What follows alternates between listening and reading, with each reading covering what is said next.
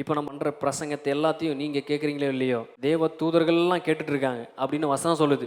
தேவ தூதர்களுக்கு சுவிசேஷத்தை அறிவிக்கிற பாக்கியத்தை யாருக்கு கொடுத்துருக்காரு? இப்போ காலையில் எனக்கு கொடுத்துருக்காரு. தேவ தூதர்களுக்கு இது ரகசியமாமா. தேவ தூதருக்கே தெரியாது. எதுக்கு இயேசு குழந்தையா போறாரு, எதுக்கு வளர்றாரு, எதுக்குடா அடிக்கிறீங்க அவரை, உங்களால் தாங்க முடியாது, எதுக்குடா குத்துறீங்க, என்னடா கல்லறையில் கொண்டு போய் வச்சிட்டீங்க, அவர் யாருன்னு தெரியாமல் பண்ணிட்டீங்கடா. அவர் பார்த்தா 3 நாள் உயிரோட எழுந்துருவார்.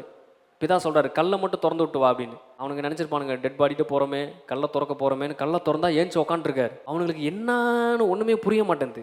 தேவ தூதர்களும் நீங்க பண்ற பிரசங்கத்தை உற்று பார்த்து ஆச்சரியப்படுகிறார்கள். தேவ தூதர்கள், பரலோகத்திற்கு தேவ தூதர்களுக்கு காஸ்பல் இந்த புரிதல்லாம் எப்போ தெரியுது அப்படின்னா, இப்போ நாங்க பிரசங்கம் பண்ணும் போது தான் தெரியும். நீங்க புரிஞ்சுக்கிறீங்களே இல்லையோ, அதனால தான் நீங்க தூங்கினாலும் ஏன் பிரசங்கம் பண்றேன்னா, ஒன்று அவங்களுக்கு புரியுது, ரெண்டாவது அதே நேரத்தில் எங்களுக்கு சில காரியத்தை புரிய வைக்கிறாரு. நல்ல பிரசங்கர் 3 பேருக்கு தான். 1 தேவதூதருக்கு, 2 உங்களுக்கு, 3வது எனக்கு. இதில் 2 ஃபெயிலியர் ஆனாலும் அவங்களுக்கு சக்ஸஸாக போயிட்டே இருக்கும்.